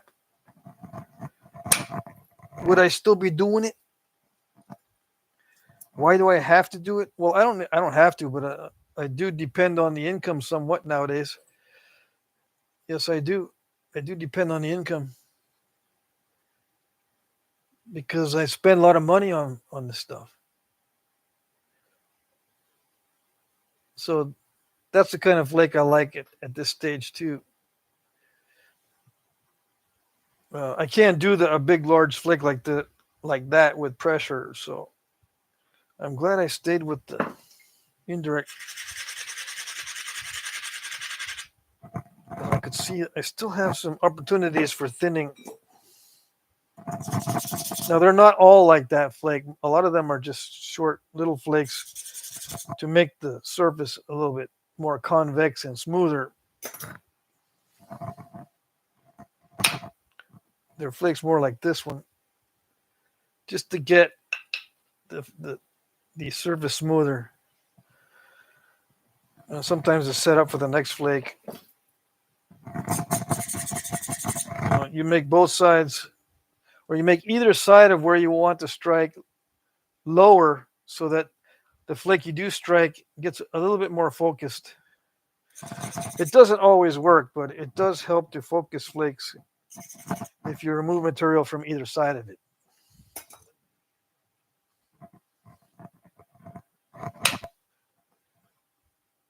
So that's what I did there. I removed flakes from either side, and it did work to allow me to run a thinning flake. It doesn't always work, but it's a strategy. All right, so I got some mess in here right there. I got some mess in it. I think I can get that out with pressure. Let's see. I'll take the pressure flaker and see if I can get that. Run a flake through that area. Yeah. I took a bite out of it though. Right where I took that pressure flake, there's a bite. But I ran it into that area and got rid of some of that mess, but I ended up with mess myself on that one. Let's see if I can get that out. The termination wasn't feathery. It stepped a little bit. Dang it. So I got rid of one step fracture, but then I got another one. it won't pop out. So let's try another flake to pop that out. Another one? Yeah. I might be able to pop that out. Yeah, I just ran another flake into it, but it stopped. It didn't take it all out. It took some of it. But you got to have a convexity.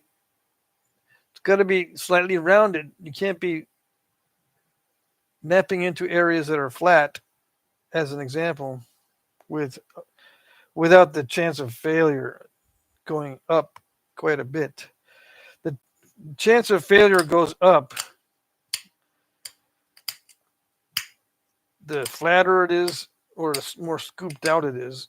If it's really scooped out, the chance of failure is like 100%. You don't want to nap into a scoop out. Napping into something flat, I would say, is 50-50.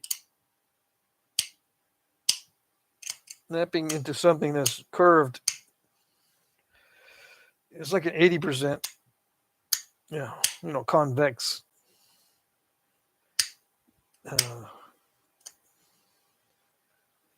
8 times out of 10, it'll work. But, sometimes you can't foresee what the problem is. There may be a problem that you don't foresee.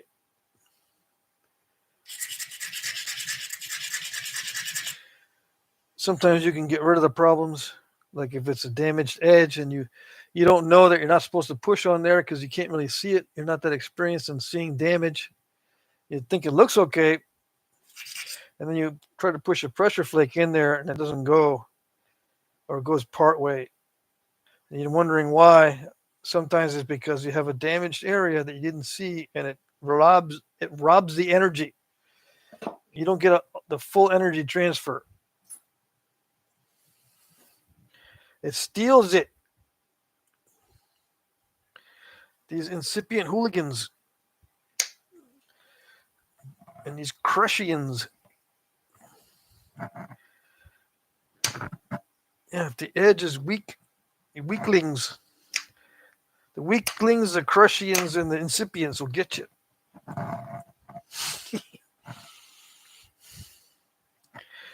I don't like these terms, dude. You better use the terms that the lithic analysts use, or I can't understand it. Or if I don't like what I'm hearing, I can't see nothing. If you don't use the right terms in my ears, nothing happens with my eyes. I can't see.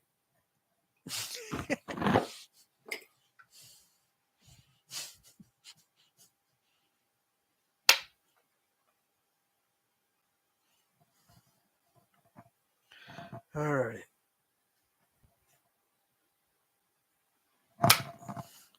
Some people like when I goof around. Some people don't. Let's see. Did I lose anybody? I don't know. We still got the same number of viewers. Luckily.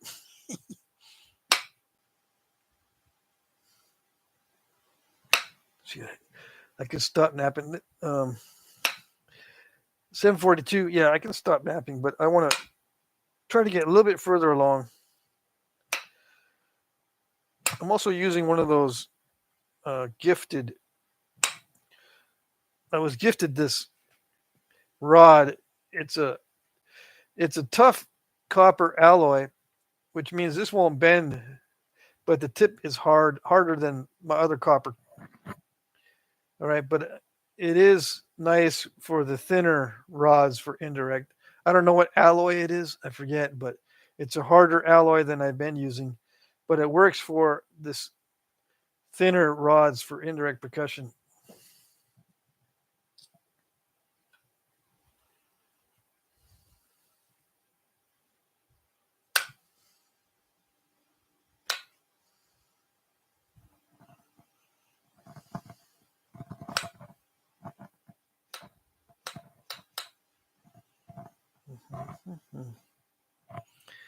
It's hard for me to see. The lights are right at my face. In case you're wondering what I'm doing, this has nothing to do with napping. This has to do with I'm trying to see what's going on. I don't have to be at this angle. I'm just trying to see what's going on. Because for you, I need that light in front of me to shine on this so you can see. It just makes it hard for me to see. But some of you might be wondering, do I have to do that? Like bend way over like that and kind of do this weird situation? No, it's because I can't see. I don't normally nap like this.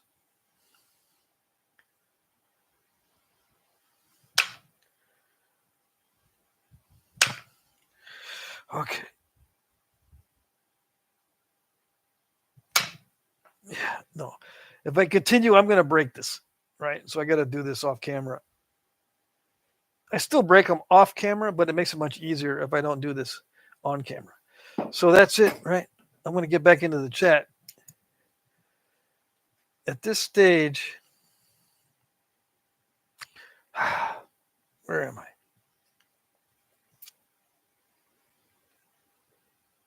I still have big, bold flakes. As I do the pressure flaking, it tends to flake over these and make it more flakery, as I like to say.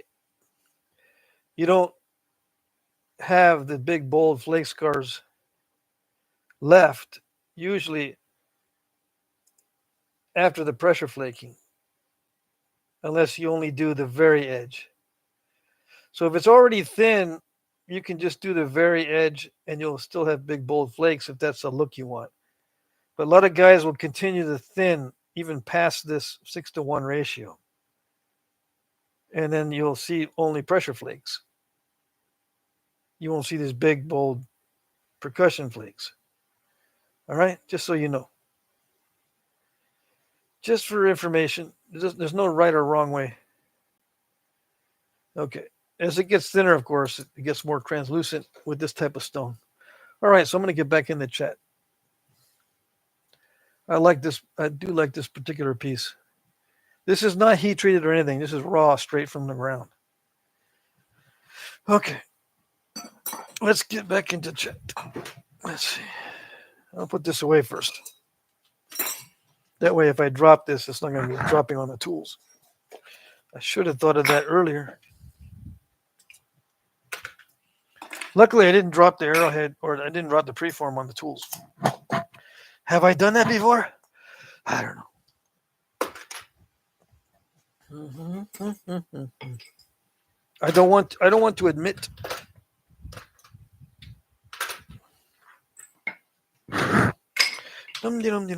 Oh yeah, I gotta empty my shoes out.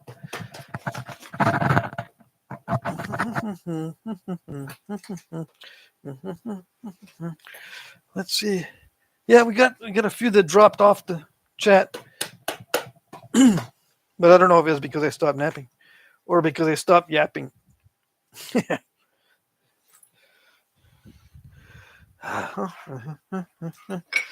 Let me see. Anyways, I don't know. I look at see how many people are interested in what I'm doing. Because if I can do stuff that most people won't want to watch that will entertain me. But then it'd be like wasting my time on YouTube. What I don't even if people are not going to watch what I post, I can be doing other stuff. I don't have to do YouTube. But if I can do stuff that's interesting, yeah, I'll do the YouTube. So I watch what people are looking at. All right.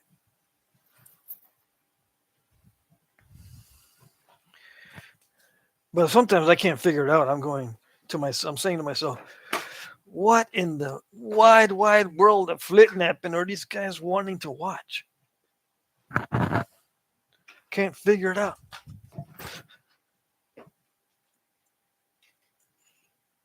Voila, I'm back.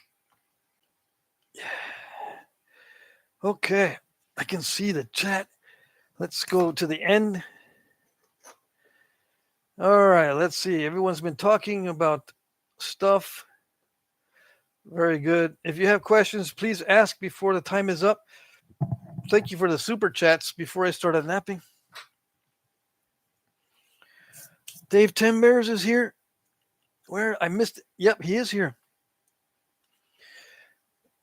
Merry Christmas, Patrick. Yeah, don't make fun of my Christmas tree. It's not nice. Yeah, my tree is shy. It doesn't want attention. I mean, it'll be partially in view, but it doesn't like attention. Okay. Can we ask what point we want made for Christmas? Yeah, but you'll have to bid on your Christmas gifts. It's going to be in the auction. So if you want to let me know what you would like to see in the auction, yeah, I'll make some notes. Hello, Patrick, says Dave. Hello, Dave. Frodo Joe says, hey, Pat, I posted a pic on your photo page of the Utah rock. Yeah, I know, I saw. You missed it when I was looking. Right? That Wonderstone? Or did you post Mookite? Maybe I'm mistaking it. Right? Utah rock. Let me see if I can see what you're talking about. Come on, come on, come on. It's not doing it.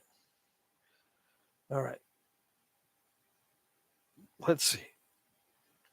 All right, so Mike Tufts posted 5 minutes ago. A point by Sal, unboxed by Alan. Look at them notches, man. What is going on? Yo, check it out. Hold on a second. What do I got here? I got a flake stuck under my fingernail. A flake stuck under my little fingernail. All right, I think I got it. Yeah, okay, I got it. All right, so look at them notches. What the heck? It is Sal made the point and unboxed by Alan. All right, next one is another super notch. And then Jeremy and Jesse. Wonderstone, says Frodo Joe. Yes. Okay, so I saw those already. You missed it. But it says Wonderstone. Yeah. Okay, Utah Wonderstone. Yeah, I saw those. Very cool. Some people want to see my reactions. Whoa. Ooh, cool. Did you chip that? Is that like, did you chip it? You can chip stones? I've never seen that.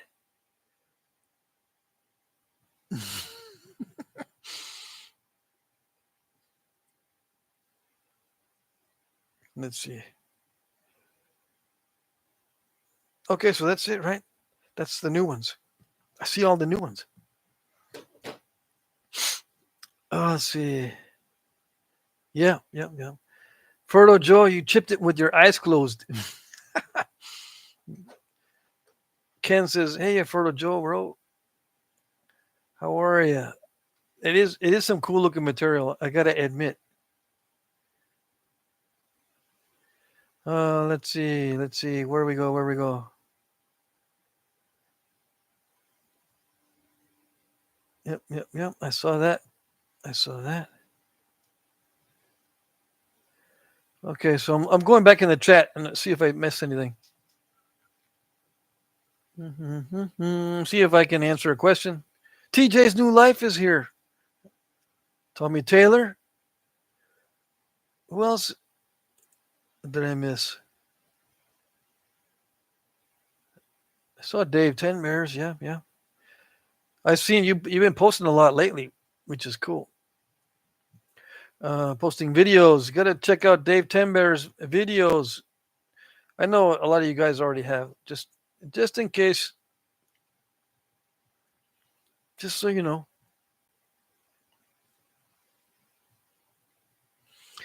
Okay, so let's see. Ken says, I can't wait to try heat treating one day. I need to get my hands on some flint and chert first. Ferdo Joe says 4 are nappable or more. Mike Tuff says Sal needs to start making notcher tools so we can buy them. There you go. Prairie Ghost Ken. Ferdo Joe, nice man. Score. I've been hitting up my local rockhounds too. Nice. Buckskin, Marty's here. He made it 6 minutes before closing. I have been watching a bit. I crashed out midway. Oh, I see. Dave Tenbear says, I'm trying to keep up. Thanks for the shout out. Yeah, no problems. No problem at all. My pleasure.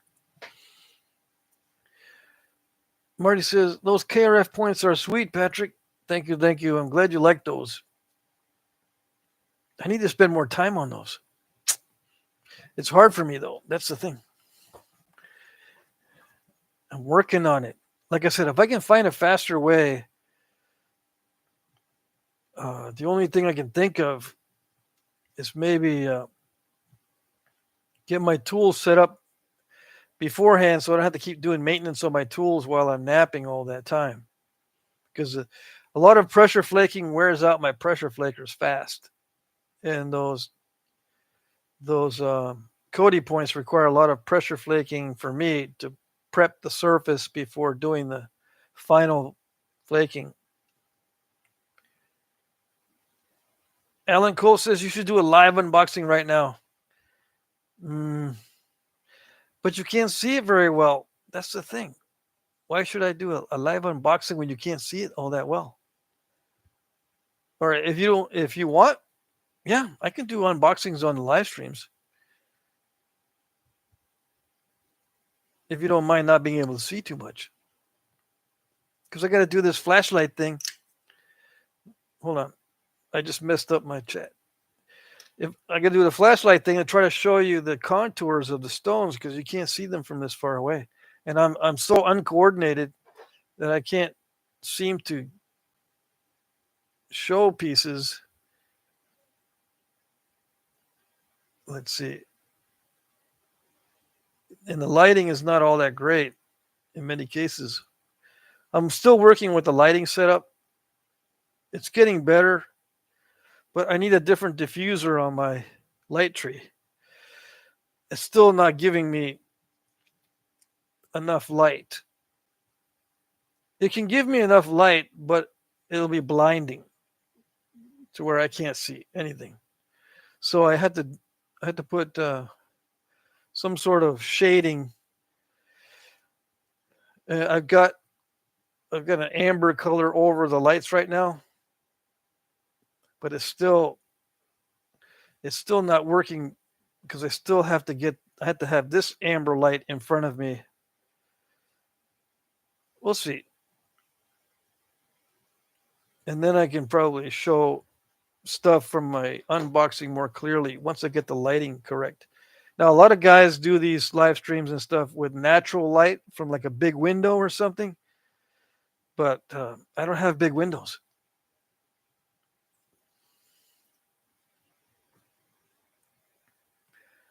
It's a little house with little windows, lots of little windows, but they're little. They don't give a surrounding type of light. It's annoying. I mean, I can go outside and the lighting is much better, but that means I got to shoot all these live streams during daylight hours, and then I got to be outside with the lawnmowers, the thunder mufflers, the do-it-yourself scooters.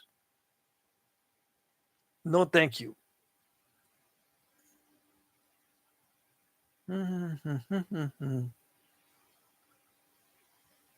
Tommy Taylor says, well, I got to go off to help someone put a window AC in the mom and dad's house. The brand new central unit has gone out. Yeah. Middle of summer is when you have the middle of your problems.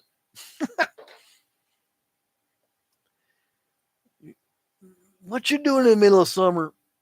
Well, I'm right in the middle of all my problems. That's what I'm doing. Yeah. Mike says he just built a rabbit cage. That's cool. See you Wednesday, Patrick. I'm off too, says Jim Cooper. All right, we'll see you. See you Wednesday. Next live stream is Wednesday. Let's see if I can get this correct. 2 p.m. to 4 p.m. Eastern. And you go like this. You go, wow. Okay, wait. Google, what is it my time when it's 2 p.m. Eastern? And then they'll tell you. And then you can make it on time instead of showing up 5 minutes after it's over and going, hey, I'm here, guys.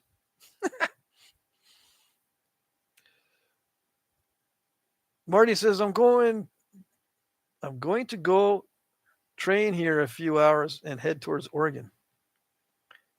You getting on a train? So Mike Mason says he's going to be face napping some rabbits next year. Well, there you go. Fertile Joe says cottontails are destroying my garden. Yeah, cottontails around here are protected. So if any of them come around here, I can't touch them. Yeah. Probably same for you, right, Joe? Right, Bushy? Can you believe it? The cottontails here are endangered. Let's see. The native ones, the ones from the south. There's some cottontails that come up from the south. They're also native. They're not really that invasive, but they outcompete the locals somehow. Okay, buddy, says Alan Cole. See you next time. Yes. It's 8:00 Eastern. I gotta go too. Fertile Joe says season is October 1st. Okay, so you can't shoot them until season opens up. Bob Churt 1 have been making Abo Ishi sticks. Awesome. Mike Mason. Ralph eats ivory producing whitetails. Nothing is sacred. Brandon says no Hassenpfeffer stew for you. I think that's what Elmer Fudd was always wanting to make out of Bugs Bunny. Oh yes. Well, I can't remember what episode, but I remember I first learned about Hassenpfeffer from one of the cartoons. Yeah, Hassenpfeffer. I think Bugs Bunny was the final ingredient.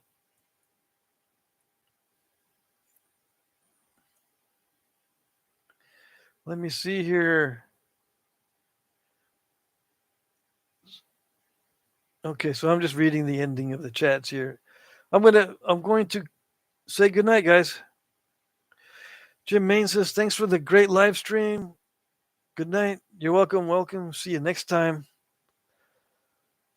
Yeah, see you guys next time. Good to see everybody.